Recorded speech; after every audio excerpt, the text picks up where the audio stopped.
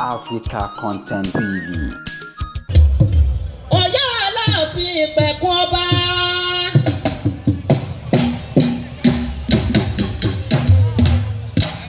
Gbogbo èèyàn ọmọ Ọ̀rànyàn ẹ kú oríire òní o. Gbogbo ọmọ Ọ̀yọ́ mi láàfin á kú oríire òní o. Gbogbo ilẹ̀ Yorùbá kú oríire. Orí wa lábá àyànbá tó dáa. Ọwọ́ adé ẹlẹ́wù ẹ̀tù. Kábíyèsí Abímbọ́lá o. Òní lọ́jọ́ tí Olódùmarè é pè é. Aláṣẹ láyé aláṣẹ lọ́run ọba mi ọ̀kàkà gbére níjà. Ẹ jẹ́ Olódùmarè ọba tó délé ayé. Káàtì máa kí Olódùmarè ọba tó dọ̀run. Àkọ́dá ayé máa gbọ́ o, máa gbọ́ o, máa gbọ́ o. Olódùmarè máa gbọ́ o. Ọ̀rọ̀ tó dá ọ̀rọ̀. Ó fi ọ̀rọ̀ dá ilé ayé Olódùmarè dá ọ̀run o. Ọ̀dádá tó dá afẹ́fẹ́. Ọlọ́run tó dá omi. Olúdáńdá. Olúdáńdá ọba mi ọ̀kàkà gbére níjà. Olórí ayé Ọlọ́run ọlọ́run àkọ́kọ́ ìgbẹ̀yìn. Agbára tí gbé agbára mi ọba mi àtọ́gbójúlé. Àtọ́gbọ́kànlé. Àtọ́gbáralé. Àtọ́wò lójú. Àtọ́wò bí ìran. Àtọ́sọ́tọ̀. Àtọ́sádì. Àtọ́jà ẹni gbé o. Olódùmarè.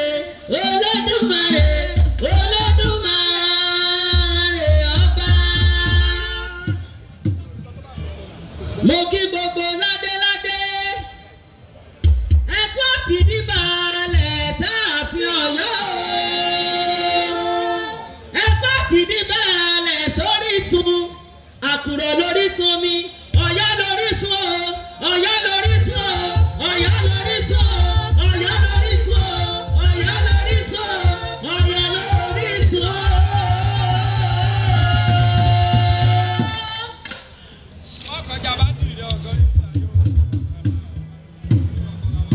Ọ̀yọ́ lórísun. Aláàfin ní ìpẹ̀kun ọba.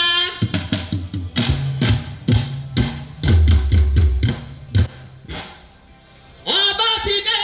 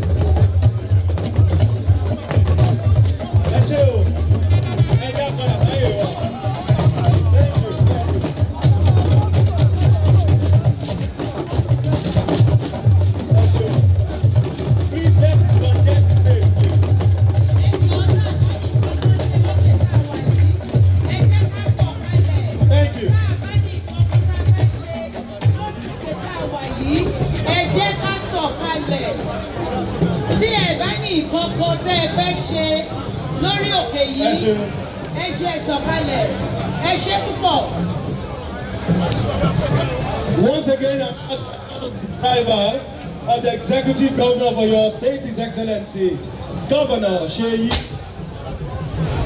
You're welcome, Your Excellency.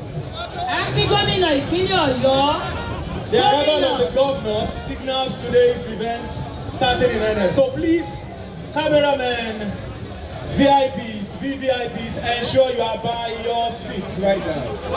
Gómìnà tó tó gbangba sùn lọ́yẹ́, gómìnà ìpínlẹ̀ Ọ̀yọ́, onímọ̀ ẹ̀rọ Ṣèyí Mákindé, ẹ rí wípé lábẹ́ ìṣàkóso wọn, akíndánidání ti di akíngídí o.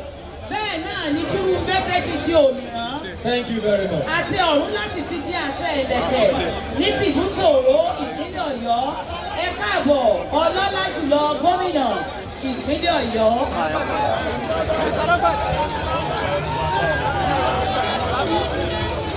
Bí a ṣe ń sọ̀rọ̀ lọ́wọ́, ó ní ọlọ́lá jùlọ ni wọ́n wọlé o.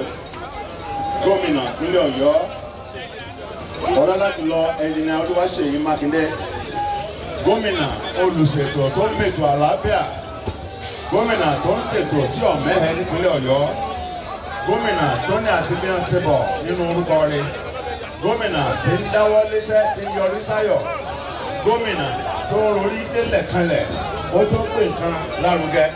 Èyí tó gbé lárugẹ nílùú Ọ̀yọ́ yìí, ohun ayọ̀ gbà ohun ìtàn ayọ̀ ni.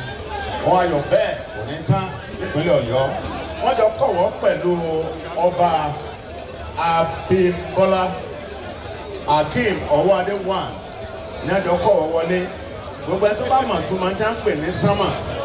Ìgbà tí wọ́n wọlé ọjọ́ yí padà. Gbogbo rẹ̀ yí padà.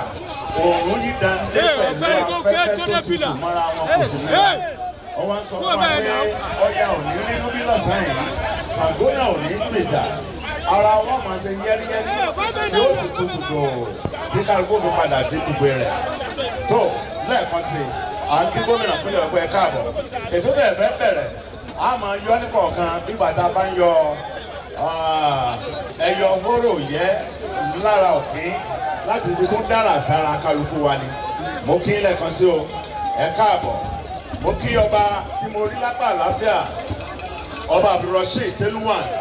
Wọ́n ti wà ń bí tipẹ́ tí wọ́n gbẹ́dẹ́ ọba kárí. Wọ́n fi tìǹdùn-tìǹdùn wọ́n fi ń kí ọba wa. Ọba Abímbọ́lá pé ẹ káàbọ̀ sí gbàgede ayọ̀ níbi tí Ọ̀yọ́ yóò tún ti gba ohun ayọ̀ ní ìtuntun. To honor our nation, Nigeria, and start today's event in earnest, shall we please rise for the national anthem? Please rise for the national anthem.